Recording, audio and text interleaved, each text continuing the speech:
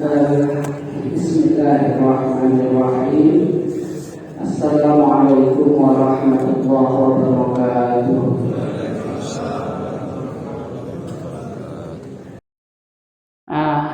Anas berkata, meriwayatkan hadis qala Rasulullah sallallahu alaihi wasallam bersabda, lallahu, sungguh Allah.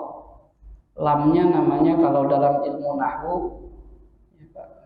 lamut taukid, maknanya sungguh, bukan lillahi, bukan, tapi lallahu, sungguh Allah, afrohu, sangat senang. Senang itu maknanya ridho. Jadi kalau orang pengen nyari ridho Allah, berarti orang ini pengen Allah senang sama dirinya. Seperti itu. Nah, apa salah satu faktor Allah ridho, faktor Allah senang? Bitaubati abdi. Ridho kalau ada hambanya yang bertobat. Bahkan senangnya Allah, ridhonya Allah itu lebih senang min ahadikum dari seseorang. Perbandingan dari salah satu kalian, dari kalian sakoto ala ba'irih, yang tiba-tiba ontanya muncul, ya kalau zaman sekarang tiba-tiba mobilnya yang paling dia senangi yang hilang, tiba-tiba ada yang nganterin tuh, padahal sudah putus asa, ini kayaknya mobil hilang, itu udah lapor polisi, udah macam-macam usaha mentok, nggak balik. Tiba-tiba lagi santai, ada yang datang bawa mobilnya. Wah, itu bisa langsung sujud syukur itu, Pak, saking senangnya. Nah, hamba yang ahli maksiat itu dianggap hamba yang hilang dari Allah. Bukan Allahnya tidak tahu. Ketika kembali maka Allah sangat senang. Kembalinya itu dengan cara taat, taubat. Seperti itu. Wa qad adallahu fi ardi falah. Yang sudah menghilang di tanah yang lapang, udah hilang tuh ontanya. Dicari udah nggak ketemu, udahlah, udah aja. Tapi masih kepikiran, Pak. Tapi usahanya sudah mentok tuh. Mentok tuh bahasa Indonesia ya, Pak. Apa tuh, Pak? Udah maksimal ya usahanya. Lagi santai-santai, tiba-tiba ontanya datang sendiri tuh. Senangnya luar biasa. Jadi selama ini hamba Allah yang ahli maksiat, ya para jemaah, kan itu kan Allah tidak ridho dengan dirinya. Kalau tiba-tiba ya Allah ampuni dosaku, Allah itu sangat ridho, sangat senang.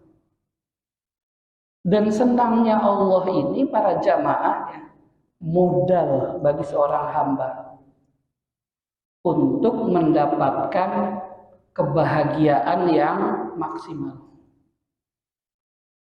Maka tidak mungkin ya, orang menjadi kekasih Allah kalau bukan ahli taubat. Karena pintu pertamanya taubat, Pak. Seperti itu. Masuk lewat jendela nggak mungkin ditutup semuanya. Pintunya ya taubat itu.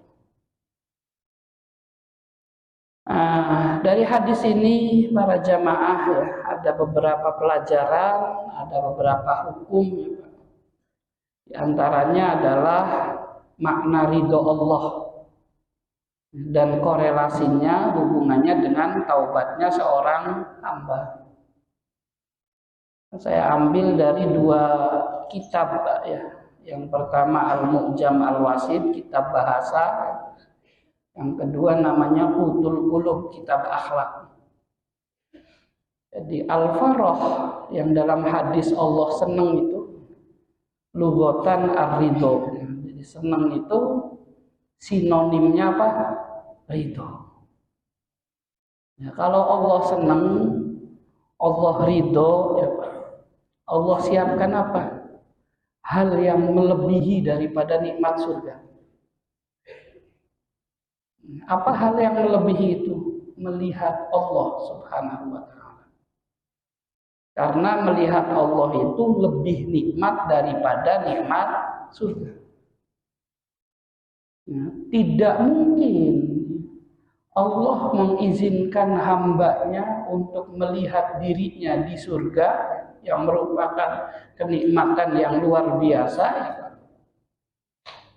kecuali hamba-hamba yang Allah ridhoi. Siapa sih hamba yang Allah ridhoi? Yaitu hamba-hamba yang punya rasa takut. Takut itu bahasa akhlaknya namanya khosyah. Takut itu bahasa akhlaknya namanya khosyah. Yang punya jiwa khosyah. Takut Allahnya murka. Sehingga ya, walaupun dia ahli taat, tidak meninggalkan pertaubatannya. Bisa dipahami nggak Bapak Ibu?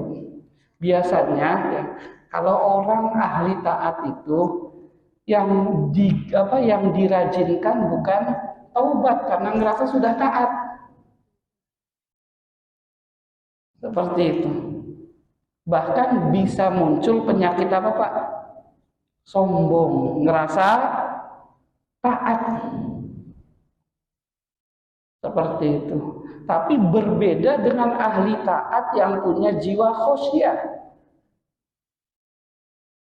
Maka dia menyadari setaat-taatnya dia itu mesti ada kesalahan terhadap Allah. Sehingga apa yang dilakukan Pak? Tidak meninggalkan taubat di setiap harinya. Nah, taubatnya kan sudah pernah dibahas. Taubat itu 4 tahapan ya Pak. 1, muhasabah. Muhasabah itu merenungi sudah apa yang dilakukan. Nah, muhasabah ini Bapak Ibu meringankan apa? Hisab kita di akhirat. Tapi bukan muhasabah yang dikumpulin di satu ruangan, terus ada yang apa tuh Pak, membimbing, bukan itu. Sebab apa, yang bimbing nggak tahu apa yang kita lakukan. Yang lebih tahu diri kita itu siapa? Ya kita. Maka muhasabah itu tidak dibimbing. Tapi muhasabah itu adalah merenungi sudah apa yang dilakukan. Nah, kalau sudah muhasabah, nanti ke yang kedua Pak, i'tiraf, mengakui kesalahan. Sebab yang susah apa? Ngakui Pak. Kita anak cucu Adam itu biasanya gampangnya nyalahin yang lain, bukan nyalahin diri sendiri. Sehingga Allah itu mengajarkan Nabi Adam agar mau iktiraf. Jangan sampai kemudian ini kasih kegoda setan ya Allah, bukan. Tapi katakan Rabbana zolamna anfusana, seperti itu. Iya ya Allah, salah saya. Itu namanya iktiraf. Nah, setelah iktiraf apa Pak? Istighfar, penyesalan, an-nadam, ampuni ya Allah, nyesal saya. Itu tingkatan ketiga. Yang terakhir apa? Yaitu perubahan, tidak diulang lagi. Nggak mungkin orang itu kemudian bisa menghentikan kesalahannya kalau tidak melalui 4 tahapan itu. Yang pertama ya harus introspeksi dulu, muhasabah. Salah saya di mana? Setelah ketemu salahnya diakui, setelah diakui disesali, dimintakan ampun, baru evaluasi itu, merubah diri.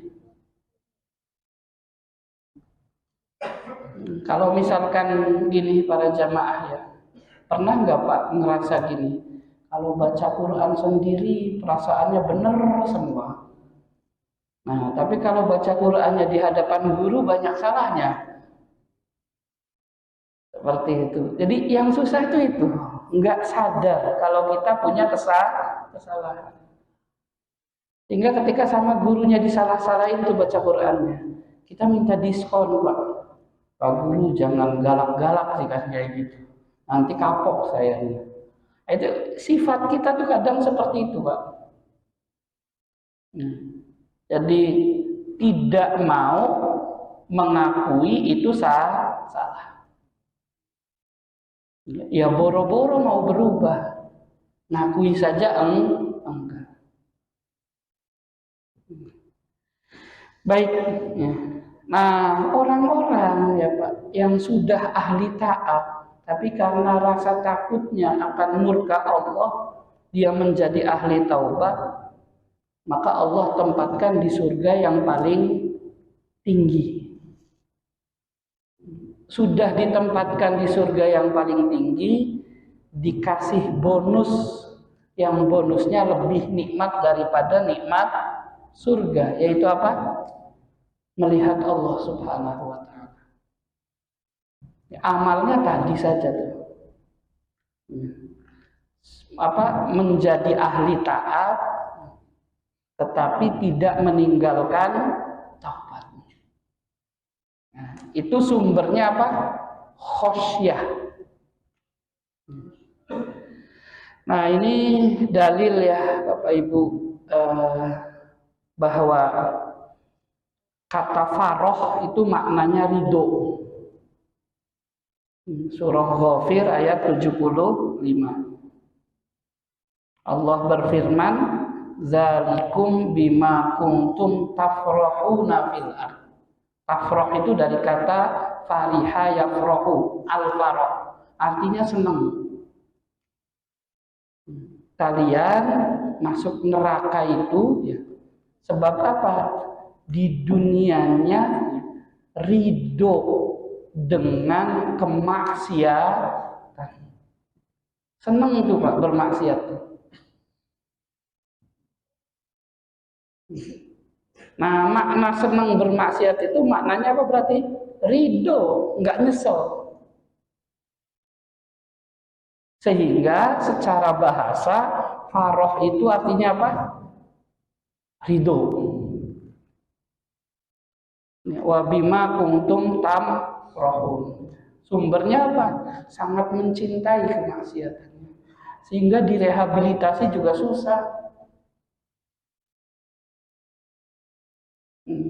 Habis jadi duta narkoba, Pak Ahmad minum narkoba, itu kan ada semacam itu. Jadi seminar pembicara tentang anti korupsi, besok ditangkap KPK. Semacam itu. Kenapa? Berat. Terlalu ridho dengan kemaksiatan. Sehingga orang tua juga tidak sedikit, kok anak saya susah banget dengan handphone, kan kayak gitu Pak. Susah banget lepas dengan handphone, susah banget lepas dengan game, macam-macamnya. Kenapa? Nyaman dengan dunia.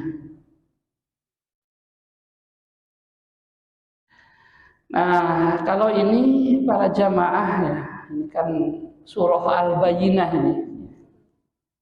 Jadi menurut para ulama ahli tauhid, salah satu surga tertinggi itu namanya apa Pak? Surga Aden. Nah, yang masuk surga Aden itu adalah orang-orang yang Allah ridhoi dan dia ridho dengan Allah. Akhir ayatnya apa? Zalika liman khosya rabbah. Kenapa Allah ridho sama dirinya? Karena dia punya jiwa khosya, rasa takut Allah murka. Nah, jiwa khosya ini cirinya adalah taat tapi tidak meninggalkan taubat. Makanya saya akan pernah bahas ayat ini nih Pak, surah Qaf 33 sampai 35. Allah itu maha penyayang. Kalau anak kecil disayang ibunya, anaknya jadi apa Bapak Ibu? Kalau terlalu disayang sama ayah sama ibunya, anaknya jadi apa? Bandel. Karena apa-apa boleh. Seperti itu. Nggak punya rasa apa? Rasa takut sama orang tuanya. Kan seperti itu. Dan yang paling sayang dengan kita itu siapa? Allah Ar-Rahman. Itu harus diyakini betul. Tapi jangan sampai keyakinan Allah paling sayang sama kita itu membuat kita gampang bermaksiat. Maka harus muncul apa? Khosyah. Siapa yang memiliki rasa khosyah? Ini kurang terjemahnya ya Pak. Kepada siapa?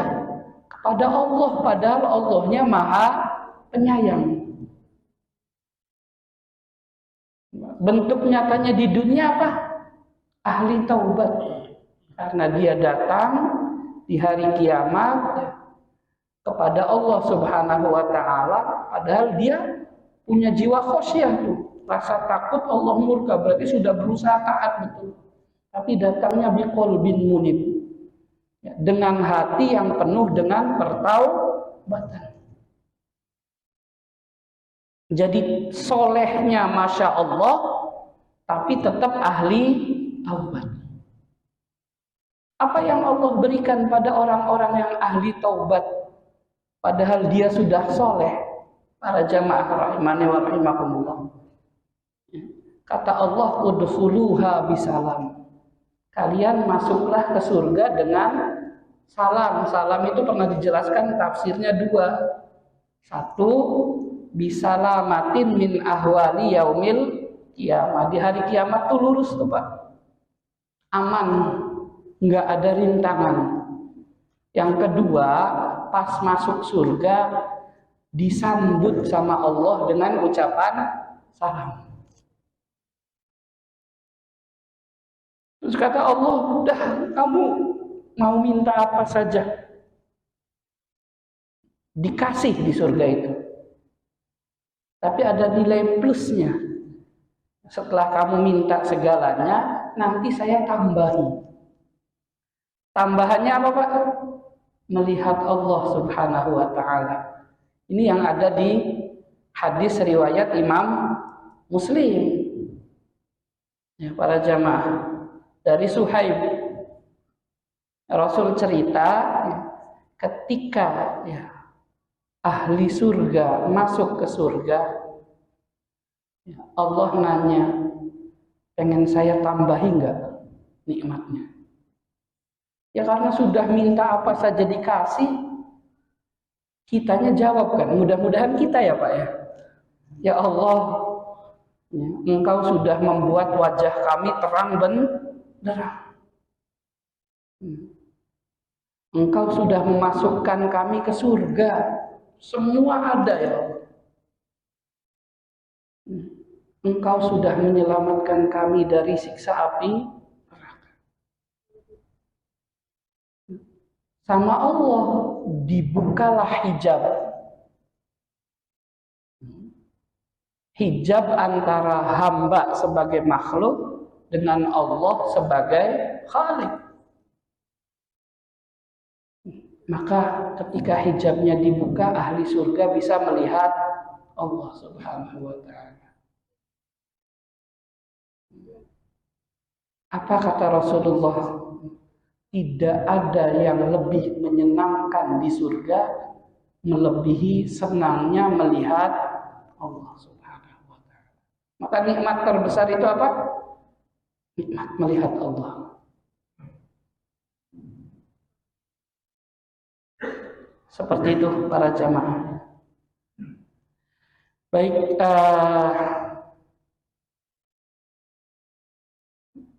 apa kesimpulannya ya? Berarti pintu datangnya ridho Allah itu apa, Pak? Taubat. Walaupun kita sudah menganggap diri kita sudah paling taat. Baik, itu dulu kali para jamaah. Barangkali ada yang perlu didiskusikan, silahkan. Wallahu a'lam bishawab. Waalaikumsalam warahmatullahi wabarakatuh.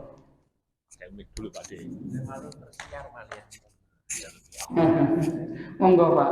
Assalamualaikum warahmatullahi wabarakatuh. Waalaikumsalam warahmatullahi wabarakatuh. Di depan tadi menurut Ustadz bahwa orang tua itu nanti di akhirat diminta pertanggungjawaban terhadap istri dan anaknya. Yang kami maksud begini Pak, ya minta penjelasan. Sebab si anak itu ikut orang tua dalam usia yang terbatas. Misalnya sudah dewasa, kemudian dia berumah tangga atau kawin gitu ya. Padahal dari istri atau suaminya itu dalam lingkungan yang tidak sama dengan kita. Mungkin ketika masih ikut dengan kita, dia taat beribadah. Tapi pada waktu dewasa karena tuntutan rumah tangganya dan sebagainya, mungkin agak keledor sholatnya dan sebagainya. Padahal ada juga Rasulullah atau Nabi, contohnya Nabi Nuh. Anaknya Nabi Nuh, anaknya juga tidak mengikuti jejak ayahnya. Nah, bagaimana ketika kondisi seperti itu? Apakah orang tua itu nanti di sana juga tetap mempertanggungjawabkan? Apakah usia terbatas orang tua itu harus menanggung anak-anak tadi? Baik. Demikian yang kami sampaikan. Terima kasih. Baik, terima kasih. Baik, Bapak Ibu, ya, rahimani wa rahimakumullah. Bismillahirrahmanirrahim. Jadi pertanggungjawaban orang tua itu adalah pertanggungjawaban dakwah, Pak.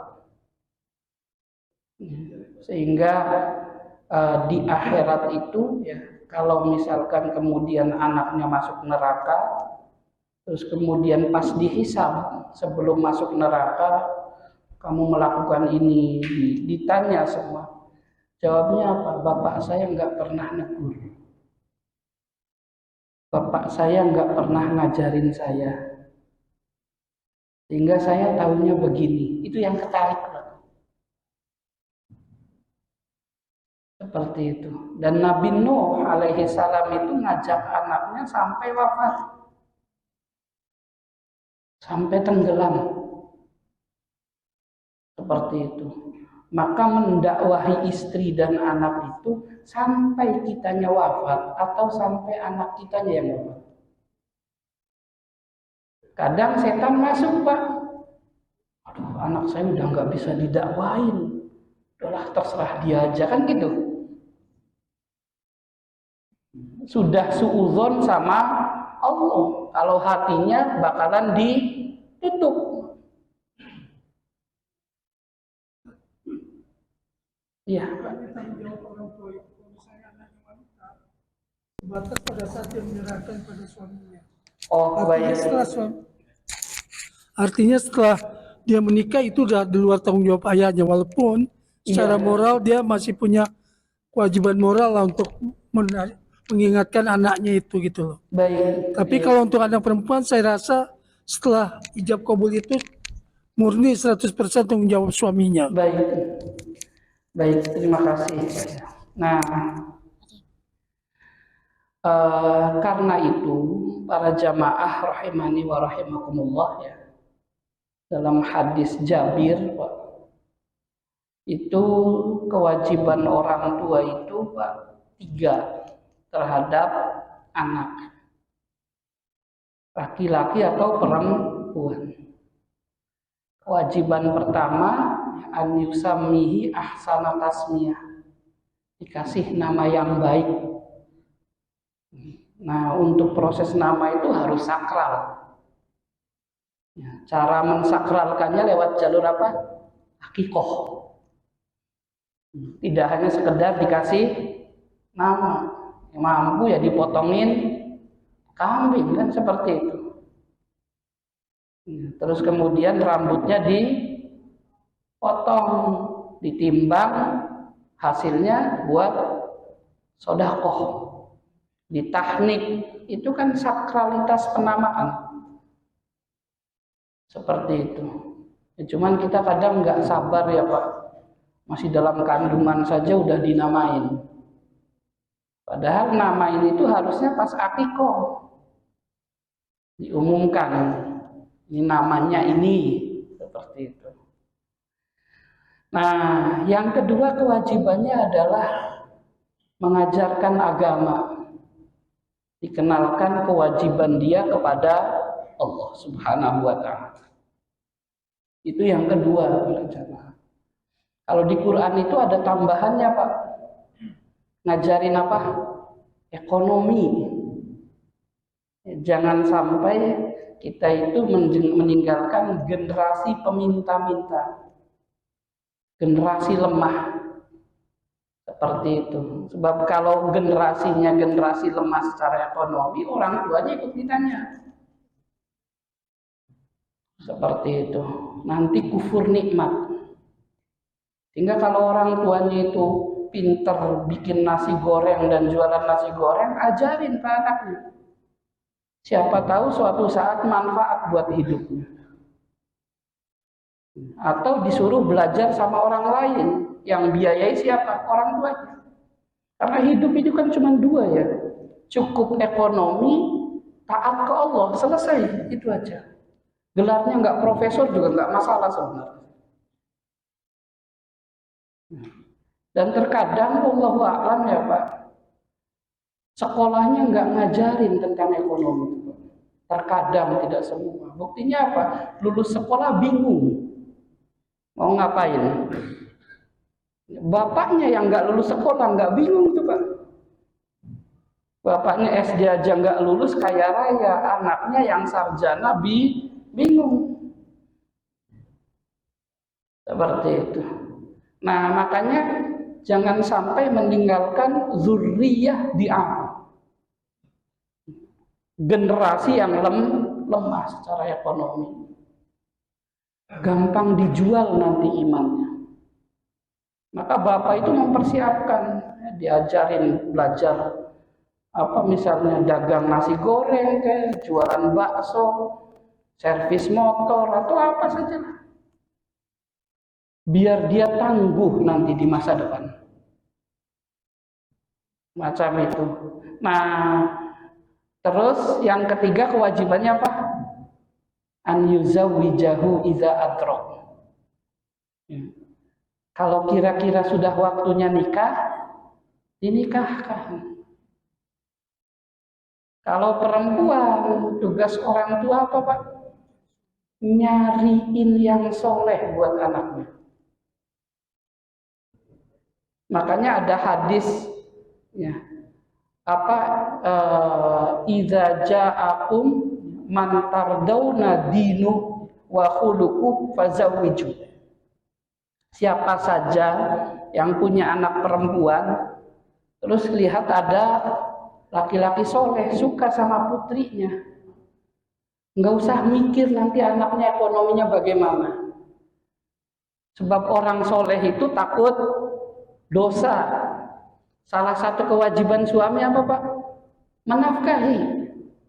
Kalau ada suami tidak menafkahi, jadi dosa mengalir buat dia. Nah, hadisnya ya, apa? Kafa bil mar'i isman an yudayyi man yaqul. Cukup seseorang itu berdosa kalau dia wajib menafkahi tapi nggak menafkahi. Maka orang soleh pasti mikir bagaimana cara menafkahi. Dan dia akan memuliakan. Nah, itu nanti di bab nafkah ya Pak Haji, tapi panjang nanti pembahasannya. Itu ada di bab menafkahi. Tapi secara umum bahwa tidak menafkahi itu dosa. Seperti itu. Dan nafkah itu kan macam-macam. Nafkah suami ke istri, anak ke orang tua ke anak, dan macam-macamnya lah. Tapi panjang babnya. Artinya sederhananya tidak usah khawatir masalah ekonomi. Nah, ketika sudah dinikahkan, Pak, sudah ijab kabul, maka perpindahan tanggung jawab dari bapak ke siapa? Ke suami. Sehingga sebaiknya bapak tuh jangan turut campur. Kalau turut campur namanya kurang percaya. Ketika saya nikahkan putri saya itu berarti tandanya percaya total. Nah, ini putri saya didik jadi putri yang soleha. Apa ciri solehahnya? Menganggap suaminya pemimpin, Pak. Sehingga kalau ada suami berselisih dengan bapaknya, si istri milihin bapaknya apa milihin suaminya, Pak? Suaminya. Karena yang bertanggung jawab di akhirat suaminya, sudah bukan bapaknya lagi. Sudah pindah tanggung jawab. Maka kebanyakan perempuan masuk neraka itu karena apa? Menganggap suaminya setara. Kan jarang anak menganggap bapaknya setara. Bapak ya tetap di atas. Nanti dianggap apa kalau bapaknya setara? Durhaka. Tapi yang hilang durhaka ke suami. Sehingga kalau di Quran itu ciri solehah perempuan itu apa? Kunut. Fasolihatu qanitat. Tapi itu di bab nafkah ya, Bapak Ibu rahimani wa rahimakumullah. Maka orang tua ya sudah percaya bahwa anaknya sudah dibimbing sama suaminya, selesai. Tadi masalah akikah tadi, misalnya seorang mualaf, dia kan nggak pernah diakikah sama orang tuanya. Apakah dia wajib mengakikah dirinya sendiri? Atau ada anak yang semenjak lahir sampai dia dewasa orang tuanya karena ketidaktahuan mungkin tidak mengakikah dirinya, itu gimana? Yang pertama ya, jumhur ulama mengatakan akikoh itu tidak wajib. Ada beberapa sahabat yang tidak akikoh ya biasa saja. Akikoh itu sunnah. Sunnahnya kapan? Di hari ke-7. Nah, di mazhab Imam Ahmad Ibnu Hambal, kalau tidak bisa hari ke-7, hari keberapa? Hari ke-14. Seperti itu. Dan kesunahan akikoh itu terus berjalan sampai wafat. Cuman kalau dia sudah mampu ya nafkahnya bukan akikohnya lewat jalur harta orang tua, tapi diri sendiri. Ada sebagian ulama yang mengatakan akikoh itu sampai baligh. Seperti itu. Ada yang mengatakan akikoh orang dewasa juga boleh. Seperti itu. Tetapi ya, pada dasarnya kalaupun misalkan akikoh itu ternyata sampai balik, tidak akan pernah sia-sia sedekah yang akan diberikan. Nah, seperti itu. Jadi ya kalau tidak akikoh ya nggak apa-apa. Dan akikoh itu laki-laki boleh 1, boleh 2, Pak. Tidak harus 2. Soalnya saya pernah itu ya, ada saudara saya akikoh, kambingnya 1, anaknya laki-laki. Sama orang-orang dibilangin ini satunya belakangan ya. Enggak belakangan. Memang 1. Apa sumbernya? Rasul mengakikoi Hasan seekor kambing. dan mengakikoi cucunya Husain seekor kambing. Tapi ketika Rasul ditanya tentang akikoh, jawab Rasul, lil hulami syatan. Kalau bagi laki-laki 2 ekor kambing. Maknanya apa? Yang 2 ekor itu istimewa. Seekor boleh.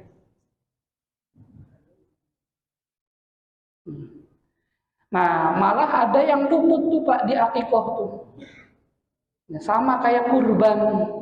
Ada yang luput ya Pak. Faktor apa? Umur. Sehingga kalau mau akikoh itu pastikan sama tukang akikohnya tentang umurnya. Cari. Ya, kalau domba itu ada ulama yang mengatakan boleh 6 bulan. Tapi kalau kambing nggak ada yang 6 bulan, paling minimal 1 tahun. 1 tahun hijriah. Kalau istilah orang sini kupak ya, kupak itu simbol saja. Sama kayak kurban. Kurban itu kalau sapi belum 2 tahun, kurbannya batal. Maka pengurban itu wajib menanyakan kepada pedagang, ini 2 tahun apa belum? Seperti itu. Kalau tidak ditanyakan ya lepas tangan. Kalau pedagangnya kemudian jawab, ini sudah cukup umur ya katakan. Enggak, ini 2 tahun belum sapinya. Sebab ada, ya ini mah bukan suuzon ya Pak, logika saja. Beli sapi kecil umur 5 bulan Pak, diternak bulan Dzul Hijjah. Dzul Hijjah berikutnya tuh dijual.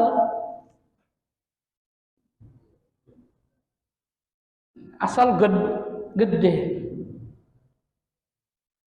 Padahal kurban sapi itu tidak sah kecuali musinnah. Musinnah itu versi ulama paling minimal 2 tahun. Seperti itu. Jadi kalau hitung-hitungan hisab akhirat begini, kok sapi saya nggak sah kurbannya kayak gitu.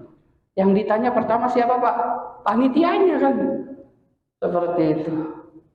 Kata panitianya, saya udah nanyain sama pedagang sapinya. Ini 2 tahun belum? Jawab pedagang sapinya 2 tahun. Berarti yang ketarik siapa? Pedagangnya Pak.